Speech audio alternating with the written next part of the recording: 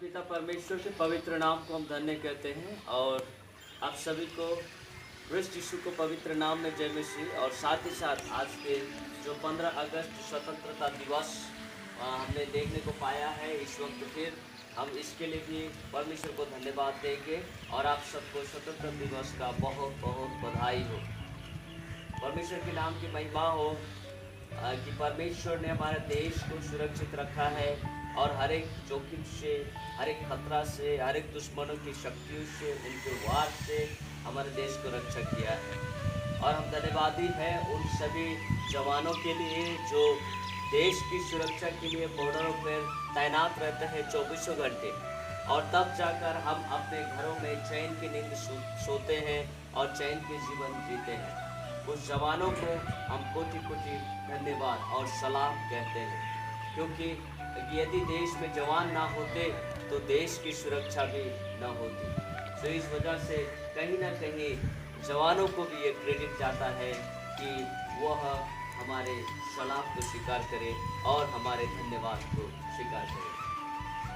हम परमेश्वर को धन्यवाद देते हैं कि बहुत सारे सेनानी योद्धाओं को परमेश्वर ने हमारे देश की सुरक्षा के लिए, हमारे देश की स्वतंत्रता के लिए लड़ने के लिए तैयार किया और उन लोगों को सामने आकर देश की आज़ादी के लिए उसमें शामिल होने के लिए, उस युद्ध में शामिल होने के लिए सहायता किया। हमारे देश की आज़ादी के लिए बहुत सारे सेनानियों ने अपने जीवन की कुर्बानी दे दी, जिसमें विशेष सेनानी का नाम हम जानते हैं, जैसे हमारे बापू महात्मा गांधी जी और उसके अलावा भगत सिंह जी और भी बहुत सारे हैं जो हमारे देश के आज़ादी की लड़ाई के लिए लड़े थे। और साथ ही झांसी की रानी जो हमारे देश की लड़ाई के लिए इसी लड़ी, हमारे देश की स्वतंत्रता के लिए इसी लड़ी कि उन्होंने अपनी जान की परवाह नहीं की, परंतु अपने राज्य की केवल परवाह नहीं की, परंतु समस्त भारत देश के लिए उन्होंने सेनानियों के साथ एक होकर लड़ाई की। और जो देश को, हमारे देश को जिन्होंने गुलामी करके रखे थे, जिन्होंने अपने कब्जा में रखे थे, उनसे हमें स्वतंत्र किया। अंग्रेजों की गुलामों से, अंग्रेजों की सतावट से उन्होंने हमें स्वतंत्र किया। इसलिए हम आज भारत देश का और उन सेनानियों का सम्मान करते हुए इस झंडा को फहराते हैं। आइए हम इस झंडा को फहराएंगे और हमारे देश के तिरंगे झंडा को हम सम्मान करते हुए आज के इस स्वतंत्र दिवस में हम शामिल होकर उन जवानों को, उन शहीदों को जिन्होंने हमारे देश के लिए अपनी जान की कुर्बानी की है, हम उसका स्मरण करते हुए हम राष्ट्रीय गीतों के द्वारा उनका सम्मान करेंगे।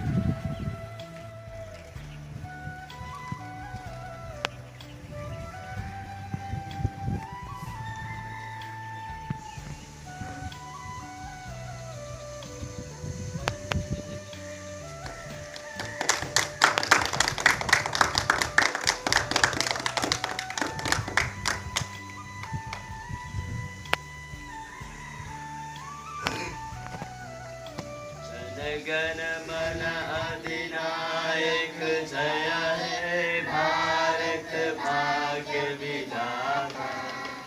पंजाब सिंध गुजरात मराठा द्राविड़ उत्कल गंगा, विंध्य हिमाचल यमुना गंगा, उच्चल जलति तिरंगा।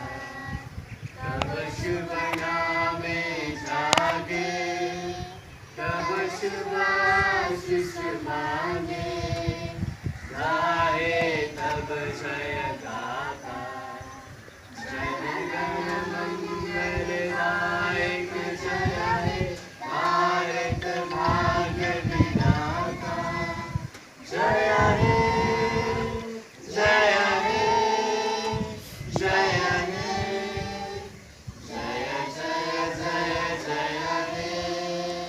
जय भारत, जय भारत, जय भारत।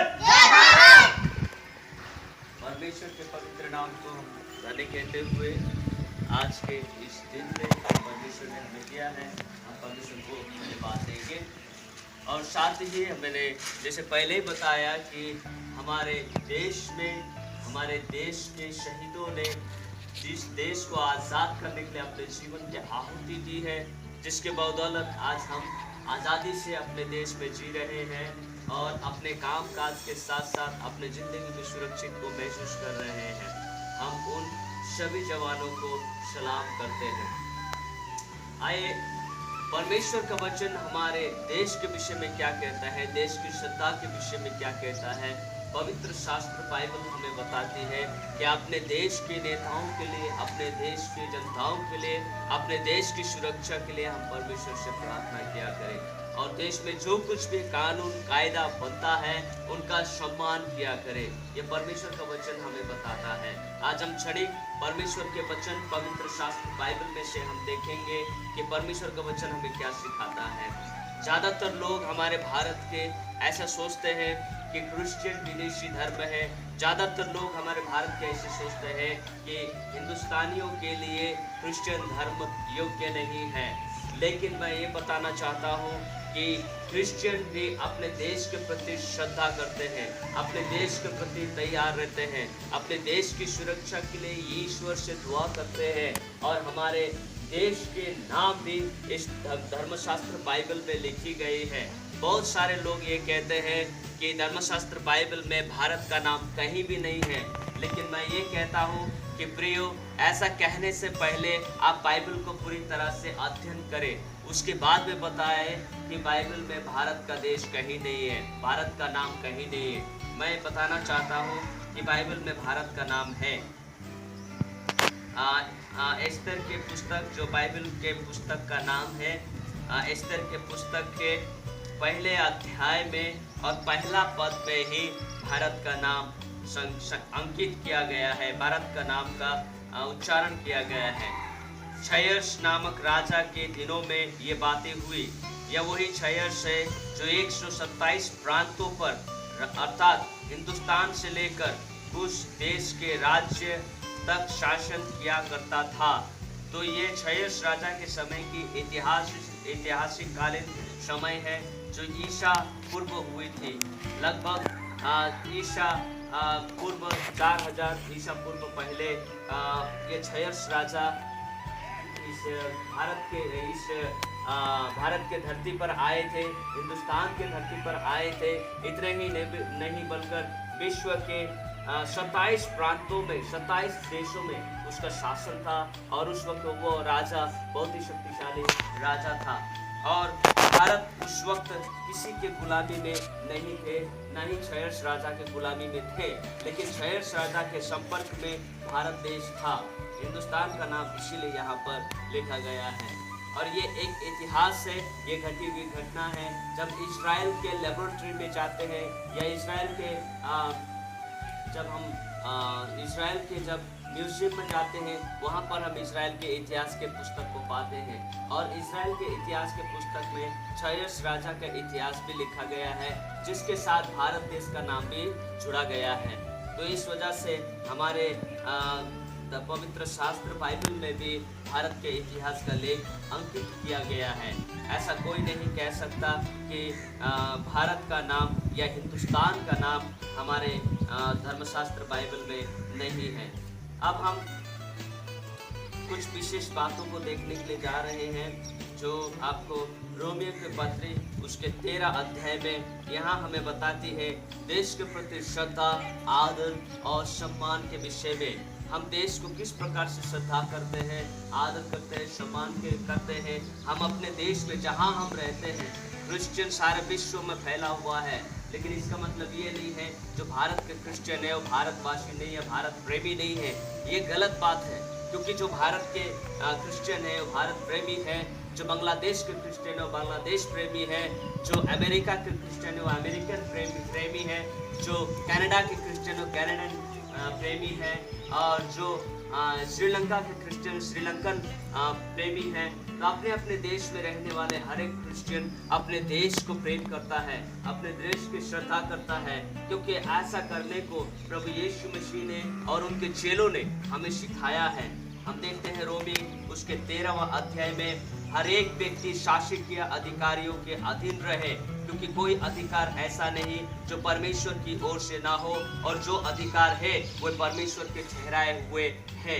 इसलिए लिखा है कि जिस देश में हम रहते हैं उस देश के अधिकारी कोई भी कानून पारित करे, हम उसके अधीन में रहे, उसके अधिकार में रहे, क्योंकि परमेश्वर ने उस अधिकारी को उस कुर्सी पर बैठाया है शासन करने के लिए। परमेश्वर ने उसे नियुक्त किया है, परमेश्वर ने उसे अभिषिक्त किया है, इसलिए हम उनके बनाए हुए शासन के अधीन में रहे।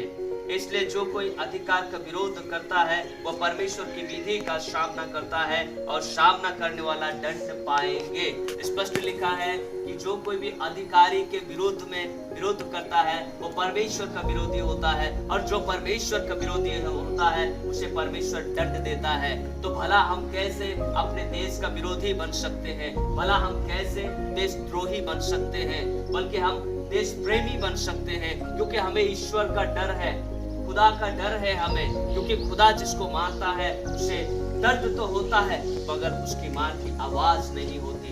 इसलिए खुदा से, ईश्वर से हमें डर लगता है, और ईश्वर ने जब ये आज्ञा हमें दी है तो हम उसका उल्लंघन नहीं कर सकते, क्योंकि हाकिम अच्छे काम के लिए नहीं परंतु बुरे काम के लिए डर का कारण है। अतः यदि तो हाकिम से निडर रहना चाहता है तो अच्छा काम करे और उसकी ओर तेरी सराहना होगी। वचन स्पष्ट कहता है कि यदि हमें डर लगता है, इसलिए डर लगता है क्योंकि हम बुरे काम करते हैं, अर्थात कानून के विरुद्ध, कायदे के विरुद्ध, व्यवस्था के विरुद्ध काम करते हैं। यदि तुम व्यवस्था के विरुद्ध काम करते हैं तो तुम्हें डरना चाहिए, लेकिन यदि तुम व्यवस्था के अधीन काम करते हो तुम्हें डरने की बात नहीं, बल्कि सरकार और अधिकारियों के द्वारा सम्मान पाने की बात होती है, क्योंकि वह तेरी भलाई के लिए परमेश्वर का सेवक है। परंतु यदि तू बुराई करे तो डर, क्योंकि वह तलवार व्यर्थ लिए हुए नहीं और परमेश्वर का सेवक है कि उसके क्रोध के अनुसार बुरे काम करने वालों को दंड दे। तो सरकार इसलिए तैयार होती है कि देश के जनताओं को अनुशासन में रखे, अनुशासित करे, और देश की जनता किसी प्रकार का कोई क्राइम ना करे। इसलिए अधिकारियों को परमेश्वर ने देश में नियुक्त किया हुआ होता है, और जिसे परमेश्वर ने नियुक्त किया है उसका विरोध हम नहीं कर सकते, और जो व्यवस्था वो तैयार करते हैं उसका विरोध हम नहीं कर सकते, क्योंकि परमेश्वर का वचन खुद कहता है कि उनको परमेश्वर ने खड़ा किया है कि वह हमारी सेवकाई करे, वो परमेश्वर का सेवक है, परमेश्वर ने उसे नियुक्त किया है, इसलिए हम उसके अधीन रहें। इसलिए अधीन रहना न केवल उस क्रोध के डर से आवश्यक है, वरन विवेक की भी यही गवाही देता है। इसलिए कर भी दो, क्योंकि शासन करने वाले परमेश्वर के सेवक है और सदा इसी काम में लगे रहते हैं। तो यहाँ लिखा है कि जो शासक है, जो अधिकारी है, जो सरकार है, उसको जो देने वाला कर है अर्थात टैक्स है, वो टैक्स भी तुम चुकाया करो। टैक्स तुम चोरी मत करो।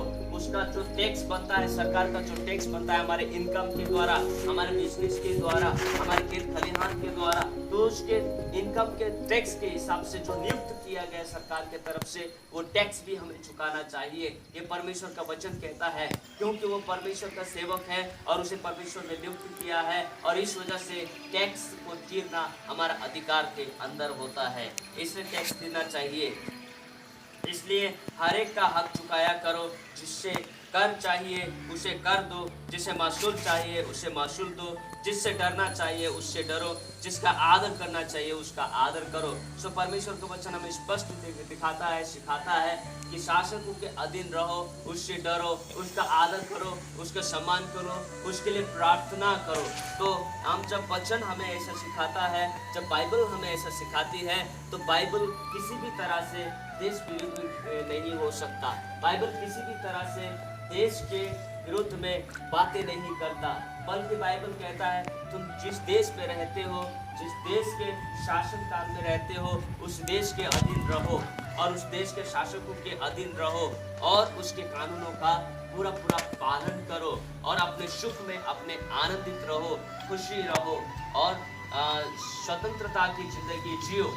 तो हमें अस्वतंत्रता कब लगती है, हमारी स्वतंत्रता में डर हमें कब लगता है, जब हम कानून कायदे को तोड़ते हैं और उसके विरुद्ध में जाते हैं। परंतु परमेश्वर का वचन धर्मशास्त्र बाइबल कभी भी कानून कायदे को तोड़ने के विषय में नहीं बताता, बल्कि उसके अधीन रहना और उसके आज्ञा पालन के विषय में बताता है। सो हम परमेश्वर का शुक्रगुजार करते हैं, धन्यवाद करते हैं कि परमेश्वर ने हमें देशद्रोही नहीं परंतु देश प्रेमी बनाया है, जो हम करते हैं। और परमेश्वर से ये भी दुआ करते हैं कि हमारा देश सुरक्षित रहे, हमारे देश के जितने भी मंत्री हैं, जितने भी शासक हैं, जितने भी अधिकारी हैं, वे सब सुरक्षित रहे, स्वस्थ रहे, भला चंगा रहे।